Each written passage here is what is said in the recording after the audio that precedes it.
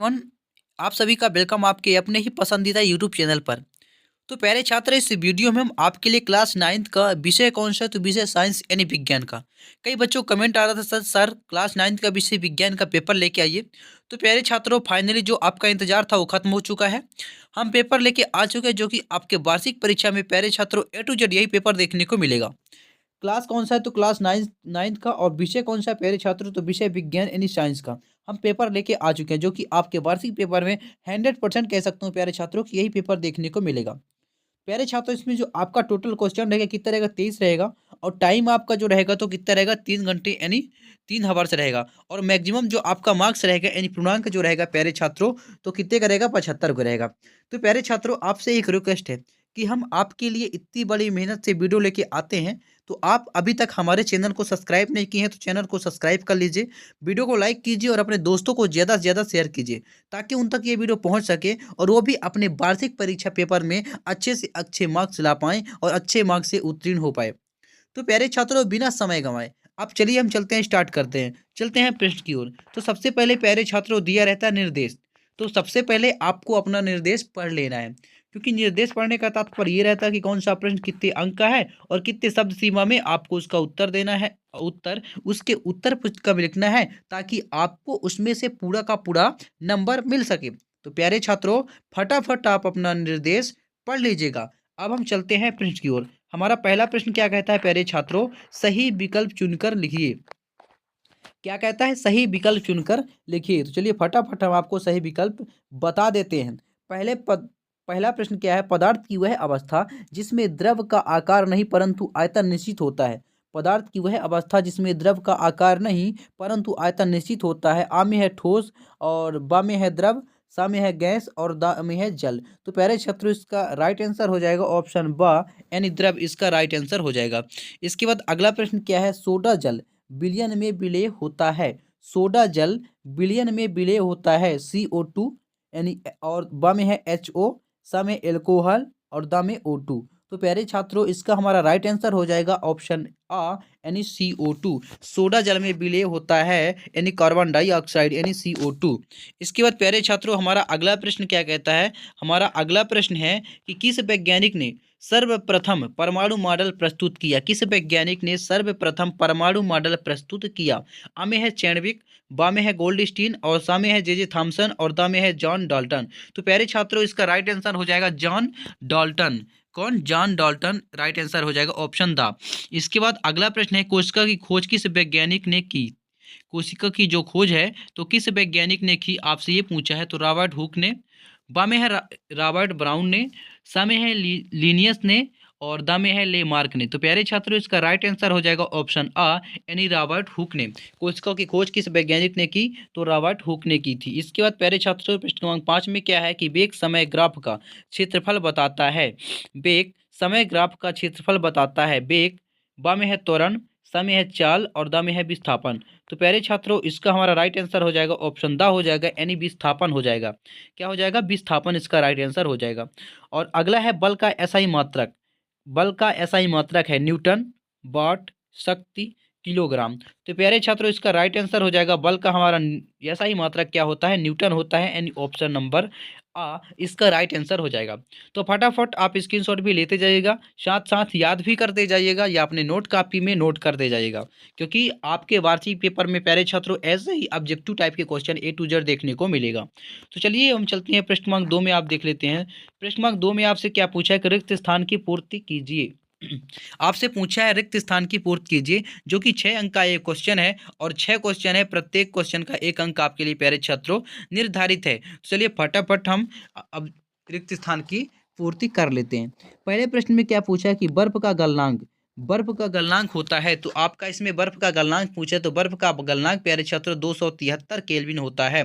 क्या होता है, 273 केल्विन है। इसका राइट आंसर हो जाएगा। दूसरा है, एक ही प्रकार के कणों से बनने वाले पदार्थ पदार्थ कहलाते हैं। यानी एक ही प्रकार के कणों से बनने वाले पदार्थ पदार्थ कहलाते हैं, तो शुद्ध पदार्थ कहलाते हैं। इसका राइट आंसर हो जाएगा शुद्ध पदार्थ।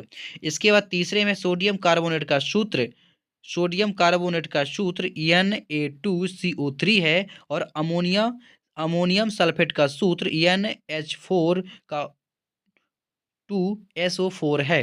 तो फटाफट आप स्क्रीनशॉट ले लीजिए। इसके बाद चौथे में क्या है, परमाणु के नाभिक में उदासीन कण।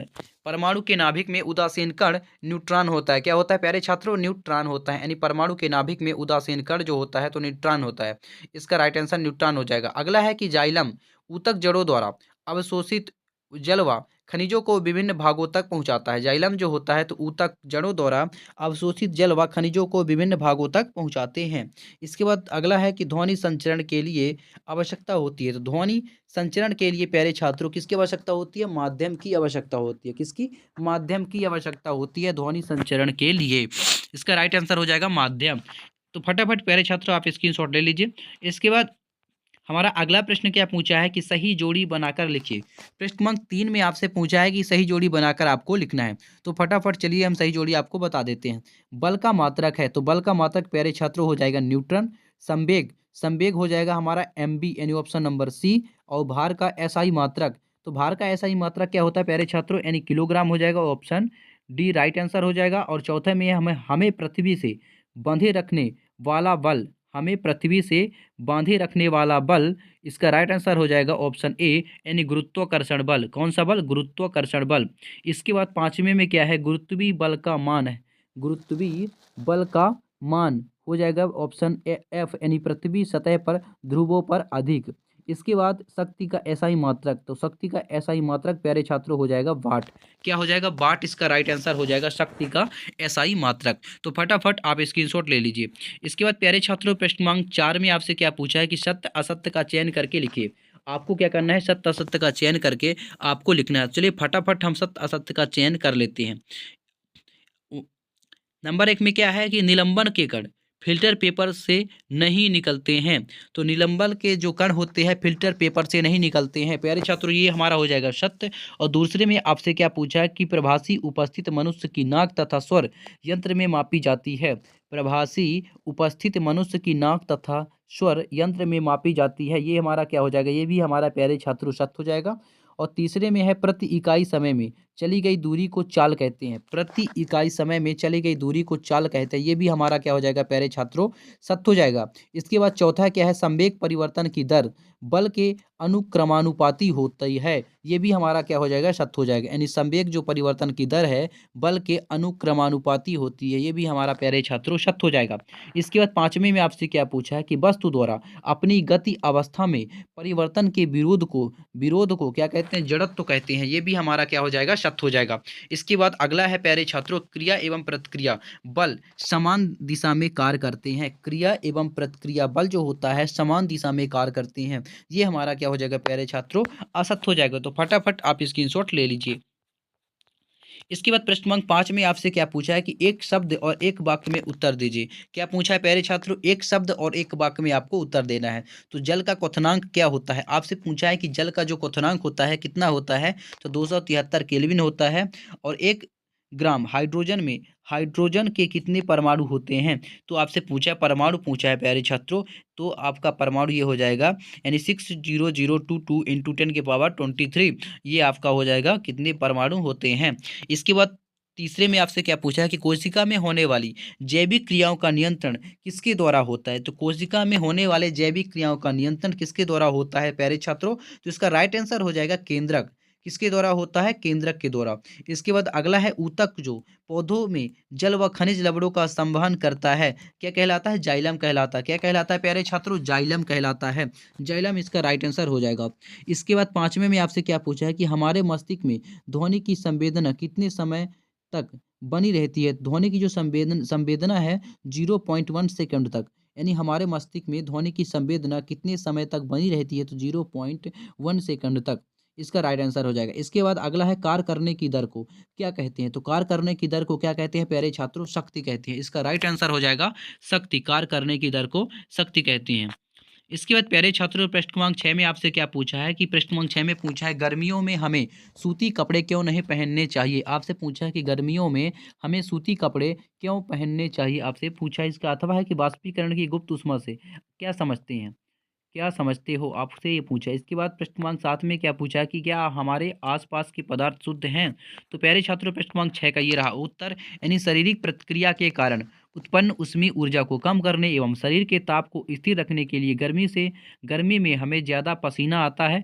बाष्पीकरण की गुप्त ऊष्मा के बराबर ऊष्मीय ऊर्जा हमारे शरीर से अवशोषित होती है, जिससे शरीर को शीतलता मिलती है। सूती कपड़ों में जल का अवशोषण अधिक होता है, इसलिए हमारा पसीना इसमें अवशोषित होकर वायुमंडल में आसानी से वाष्पीकृत हो जाता है। इसलिए गर्मियों में हमें सूती कपड़े पहनने चाहिए। इसके बाद प्यारे छात्रों 6 का आठवें का राइट आंसर यानी हो गया, वायुमंडल दाब पर 1 किलो द्रव को उसके क्वथनांक पर वाष्प में बदलने के लिए जितनी ऊष्मीय ऊर्जा की आवश्यकता होती है उसे वाष्पीकरण की गुप्त या प्रस्तुत ऊष्मा कहते हैं। इसके बाद प्यारे छात्रों प्रश्न क्रमांक 7 देख लीजिए, क्या पूछा है कि क्या हमारे आसपास के पदार्थ शुद्ध हैं। इसका अथवा है पर बहु परमाणविक आयन क्या होते हैं, उदाहरण दीजिए। आपसे ये पूछा है। प्रश्न क्रमांक 8 में आपसे क्या पूछा है कि धातु एवं अधातु में दो अंतर लिखिए। तो प्यारे छात्रों चलिए फटाफट आपको इनका आंसर दिखा देते हैं। जब हम अपने चारों ओर देखते हैं तो देख पाते हैं कि सभी पदार्थ दो या दो से अधिक भद्र अवयवों को मिलने से बने हैं। उदाहरण के लिए समुद्र का जल, खनिज, मिट्टी आदि सभी मिश्रण हैं। इसी प्रकार से अन्य विभिन्न वस्तुएं जैसे दूध, जल, वसा आदि भी मिश्रण हैं। ये सभी वस्तुएं विभिन्न पदार्थों के मिश्रण हैं, अतः शुद्ध नहीं है। तो प्यारे छात्रों प्रश्न क्रमांक 7 का ये रहा अथवा का राइट आंसर। आप फटाफट स्क्रीनशॉट ले लीजिए। इसके बाद प्रश्न क्रमांक 8 का धातु और अधातु। धातुएं जो होती है आधातवर्ध एवं तन्य होती है। अधातुएं आधातवर्ध एवं तन्य नहीं होती हैं, ये भंगुर होती हैं। धातुएं ऊष्मा एवं विद्युत की क्या होती है, सुचालक होती है। और अधातुएं ऊष्मा एवं विद्युत की क्या होती है प्यारे छात्रों, कुचालक होती है। तो प्यारे छात्रों इसके बाद प्रश्न क्रमांक 8 का अथवा में क्या पूछा आपसे कि अणु और परमाणु में अंतर लिखिए। प्रश्न क्रमांक 9 में आपसे क्या पूछा है कि कार्बन और सोडियम परमाणुओं के लिए इलेक्ट्रॉनिक वितरण लिखिए। इसका अथवा है कैथोड किरणें की दो विशेषताएं लिखिए। आपसे ये पूछा है। प्रश्न क्रमांक 10 में आपसे क्या पूछा है कि माइट्रोकाइंडिया के दो कार्य लिखिए। चलिए फटाफट ये रहा प्रश्न क्रमांक 10 का अथवे का उत्तर यानी अणु और परमाणु। अणु किसी तत्व या यौगिक का सूक्ष्मतम कण होती है जिसमें उस तत्व या यौगिक के संपूर्ण गुण विद्यमान होते हैं। परमाणु किसी तत्व का वह सूक्ष्मतम कण होता है जिसमें उस तत्व के संपूर्ण गण विद्यमान होते हैं। अणु स्वतंत्र रूप से अस्तित्व में रह सकता है और अथवा परमाणु स्वतंत्र रूप से अस्तित्व में नहीं रह सकता है। इसके बाद प्यारे छात्रों प्रश्न क्रमांक हमारा 9 का ये रहा उत्तर यानी कार्बन और सोडियम के परमाणु के लिए इलेक्ट्रॉनिक वितरण लिखिए। यानी कार्बन के परमाणु में इलेक्ट्रॉनों की संख्या 6 होती है और इलेक्ट्रॉनिक वितरण जो होता है 2 4 हो गया। और सोडियम के परमाणु में इलेक्ट्रॉनों की संख्या 11 होती है और इलेक्ट्रॉनिक वितरण हो जाएगा 2 8 1। इसके बाद प्यारे छात्रों प्रश्न क्रमांक 9 का अथवे का यानी कैथोड किरणों की दो विशेषताएं जो है तो ये सीधी रेखा में चलती है। कैथोड किरणें क्या क्या कहाँ चलती है, कैथोड किरणें पहला हो जाएगा सीधी रेखा में चलती है और दूसरा है ये ऋणात्मक रूप से अवशोषित होती है। इसके बाद प्यारे छात्रों प्रश्न क्रमांक 10 का ये रहा उत्तर यानी माइट्रोकाइंडिया के दो प्रमुख कार्य ये हैं यानी कोशिकाओं में ऊर्जा का उत्पादन करना और दूसरे में है कोशिका की चयापचय गतिविधि को विनियमित करना। इसके बाद प्यारे छात्रों प्रश्न क्रमांक 10 का अथवे का ये रहा उत्तर यानी कोशिका सभी जीवों की मूल इकाई होती है। कोशिका जो होती है सभी जीवों की मूल इकाई होती है। इसकी रचना अनेक कोशिकाओं के द्वारा होती है। कोशिकाओं की आकृति और आकार उनके विशेष कार्यों के अनुरूप होते हैं। कोशिकांगों के कारण ही कोई कोशिका जीवित रहती है और अपने सभी कार्य करती है। इसलिए कोशिका को जीवन की संरचनात्मक और क्रियात्मक इकाई कहते हैं। इसके बाद प्यारे छात्रों प्रश्न क्रमांक 11 में देख लीजिए रक्त के दो कार्य लिखिए। इसका अथवा है रदरफोर्ड के परमाणु मॉडल की दो कमियां लिखिए। प्रश्न क्रमांक 12 में आपसे क्या पूछा, जाइलम व फ्लोएम में दो अंतर लिखिए। इसका अथवा है कि पैरेकाइमा व कोले कोलेन काइमा में क्या अंतर है, कोई दो आपको लिखना है। तो प्यारे छात्रों प्रश्न क्रमांक 11 का ये रहा उत्तर। हमारे शरीर में रक्त के प्रमुख कार्य निम्न प्रकार हैं। नंबर 1 में है रक्त ऑक्सीजन को फोड़ने से शरीर के विभिन्न भागों को ले जाता है। दूसरे में है रक्त कार्बन डाइऑक्साइड को शरीर शरीर शरीर कोशिकाओं से फेफड़ों में बाह्य शोषण के लिए जाता है। इसके बाद प्यारे छात्रों प्रश्न क्रमांक 11 का अथवे का ये रहा उत्तर। रदरफोर्ड के परमाणु मॉडल में अग्र दो कमियां थी। यह नंबर 1 में है यह मॉडल परमाणु के स्थायित्व की व्याख्या नहीं कर सका। दूसरे में है यह परमाणु की इलेक्ट्रॉनिक संरचना को स्पष्ट नहीं कर पाया। इसके बाद प्यारे छात्रों प्रश्न क्रमांक 12 का ये रहा उत्तर। जाइलम और फ्लोएम में अंतर। तो जाइलम जो होता है इसमें बहिकाओं जाइलम मृदुतक तथा जाइलम फाइबर होते हैं। तो फटाफट आप इनका स्क्रीनशॉट ले लीजिए। इसके बाद प्यारे छात्रों प्रश्न क्रमांक 12 का ये रहा अथवे का उत्तर यानी पैरेनकाइमा और कोलेनकाइमा में आपका जो अंतर है, तो फटाफट आप स्क्रीनशॉट ले लीजिए। इसके बाद प्यारे छात्रों, प्रश्न क्रमांक 13 का ये रहा क्वेश्चन, यानी त्वरण किसे कहते हैं, इसका सूत्र एवं मात्रक आपको लिखना है। इसके अथवे में क्या पूछा कि एक समान और असमान गति को स्पष्ट कीजिए। प्रश्न क्रमांक 14 में आपसे क्या पूछा कि जब कोई गतिशील बस अचानक रुकती है तो आप आगे की ओर झुक जाते हैं, क्यों? आपको इसमें क्या पूछा है, कारण पूछा है। तो ये रहा प्रश्न क्रमांक 13 का आपका उत्तर। किसी वस्तु के वेग में परिवर्तन की दर को क्या कहते हैं, त्वरण कहते हैं। किसी वस्तु के वेग में परिवर्तन की दर को क्या कहते हैं, त्वरण कहते हैं। त्वरण बराबर होता है वेग पर परिवर्तन बटे समय।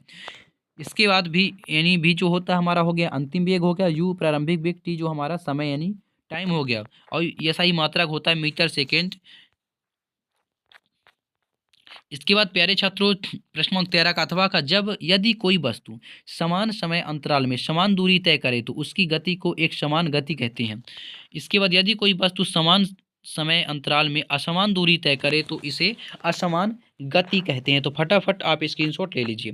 इसके बाद प्यारे छात्रों, प्रश्न क्रमांक 14 का ये रहा उत्तर, यानी गतिशील बस में बैठा हुआ यात्री भी समान गति से बस की दिशा में गति करता है। जब बस अचानक रुक जाती है तो यात्री का निचला हिस्सा बल के कारण विरामावस्था में आ जाता है, जबकि ऊपरी हिस्सा गति में रहता है। परिणाम स्वरूप हम आगे की ओर झुक जाते हैं। ऐसा ही जब विरामावस्था में बस गतिशील होती है तो हम बल के कारण गतिशील हो जाते हैं, जबकि ऊपरी भाग विरामावस्था में रहता है, अतः हम पीछे की ओर रह जाते हैं। प्यारे छात्रों, प्रश्न क्रमांक 14 का ये रहा अथवा फटाफट आप स्क्रीनशॉट ले लीजिए। इसके बाद प्रश्न क्रमांक 15 में आपसे पूछा है, तो फटाफट देख लीजिए, आप क्वेश्चन देख लीजिए। इसके बाद इसका अथवा है कि एक वस्तु का द्रव्यमान 10 केजी यानी 10 किलोग्राम है, तो पृथ्वी पर इसका भार कितना होगा। प्रश्न क्रमांक 16 में आपसे क्या पूछा है कि गुरुत्वाकर्षण का सर्वात्रिक नियम लिखिए। इसका अथवा में क्या पूछा कि ध्वनि की प्रबलता से क्या अभिप्राय है, यह किन किन कारकों पर निर्भर करता है। तो फटाफट प्रश्न क्रमांक 15 का ये रहा आपका उत्तर, फटाफट आप स्क्रीनशॉट ले लीजिए। इसके बाद प्रश्न क्रमांक 15 का अथवे का ये रहा उत्तर। प्यारे छात्रों, मैं थोड़ा जूम कर देता हूँ, ये रहा उत्तर। इसके बाद प्रश्न क्रमांक 16 का ये रहा उत्तर, यानी विश्व का प्रत्येक पिंड प्रत्येक अन्य पिंड को एक बल से आकर्षित करता है जो दोनों पिंडों को द्रव्यमानों के गुणनफल के समानुपाती तथा उनके बीच की दूरी के वर्ग के क्या होता है, व्युत्क्रमानुपाती होता है। तो आपका ये रहा प्रश्न क्रमांक 16 का उत्तर। इसके बाद प्यारे छात्रों, प्रश्न क्रमांक 16 का अथवा का ये रहा उत्तर। प्रबलता ध्वनि की तीव्रता के लिए कानों के शरीर अनुक्रिया है। तो फटाफट आप स्क्रीनशॉट ले लीजिए। इसके बाद प्रश्न क्रमांक 17 में आपसे क्या पूछा है कि जैविक तथा अजैविक कारक किस प्रकार सफल उत्पादक को प्रभावित करते हैं। इसका अथवा है अनाज, दल, फल तथा सब्जियों से हमें क्या प्राप्त होता है। इसका अथवा 18 में क्या पूछा कि लाइसोसोम को आत्मघाती थैली क्यों कहते हैं। तो चलिए फटाफट आपको उत्तर दिखा देते हैं। प्रश्न क्रमांक 17 का ये रहा उत्तर। जैविक कारक जैसे रोग कारक, सूक्ष्मजीव, कीट, पक्षी आदि फसलों को क्षति पहुंचाते हैं तथा उत्पादक को घटाते हैं। अजैविक कारक जैसे अतिवृष्टि, तूफान, ओला, सूखा, पाला आदि फसलों को क्षतिग्रस्त करके उत्पादन घटाते हैं। इसके बाद प्यारे छात्रों, प्रश्न क्रमांक 17 का ये रहा अथवे का उत्तर। फटाफट आप स्क्रीनशॉट ले लीजिए। इसके बाद प्रश्न क्रमांक 18 में देख लीजिए, यानी लाइसोसोम को आत्मघाती थैली क्यों कहते हैं, आपसे ये पूछा है। इसका अथवा में क्या पूछा है, प्यारे छात्रों, डाल्टन के परमाणु सिद्धांत के 3 विशेषताओं को लिखिए। तो चलिए फटाफट प्रश्न क्रमांक 19 का भी आप प्रश्न देख लीजिए फटाफट और स्क्रीनशॉट ले लीजिए। ये रहा है आपका प्रश्न क्रमांक 18 का। लाइसोसोम में पाचक एंजाइम होते हैं। क्या होते हैं, पाचक जो होता है एंजाइम होते हैं। जब कोशिका नष्ट होती है तो लाइसोसोम फट जाते हैं तथा एंजाइम अपनी ही कोशिका को यानी खा लेते हैं, अतः लाइसोसोम को आत्मघाती की थैली कहते हैं। इसके बाद प्यारे छात्र, प्रश्न क्रमांक 18 का अथवे का ये रहा उत्तर। डाल्टन के परमाणु सिद्धांत के अभिग्रहित। तो फटाफट आप स्क्रीनशॉट ले लीजिए। इसके बाद प्रश्न क्रमांक 19 का ये रहा उत्तर प्यारे छात्रों, है ना। हृदय पेशी अनैच्छिक पेशिका से बनती हैं, इन्हें हृदयक पेशी कहते हैं। दूसरे में है यह बेलनाकार शाखाओं वाली और एक केंद्रीय होती है। तीसरा, यह जीवन भर लयबद्ध होकर प्रसार एवं संकुचन करती है। इसके बाद प्यारे छात्रों, प्रश्न क्रमांक 20 का ये रहा उत्तर। फटाफट प्रश्न क्रमांक 20 का ये रहा क्वेश्चन, यानी सोनार की कार्यविधि तथा उपयोगों का वर्णन कीजिए। इसका अथवा है अनुरण क्या है, इसे कैसे काम किया जा सकता है। प्रश्न क्रमांक 21 में आपसे क्या पूछा कि पादप कोशिका व जंतु कोशिका में अंतर लिखिए, कोई 4। चलिए फटाफट आपका ये रहा जो प्रश्न क्रमांक 19 के अथवे का उत्तर। फटाफट आप स्क्रीनशॉट ले लीजिए। इसके बाद प्यारे छात्रों, प्रश्न क्रमांक 20 का ये रहा उत्तर। मैं थोड़ा जूम कर दे। सोनार एक ऐसी युक्ति है जिसे जल में स्थित पिंडों की दूरी, दिशा तथा चाल मापने के लिए किया जाता है। सोनार में एक प्रेषक तथा एक संसूचक होता है।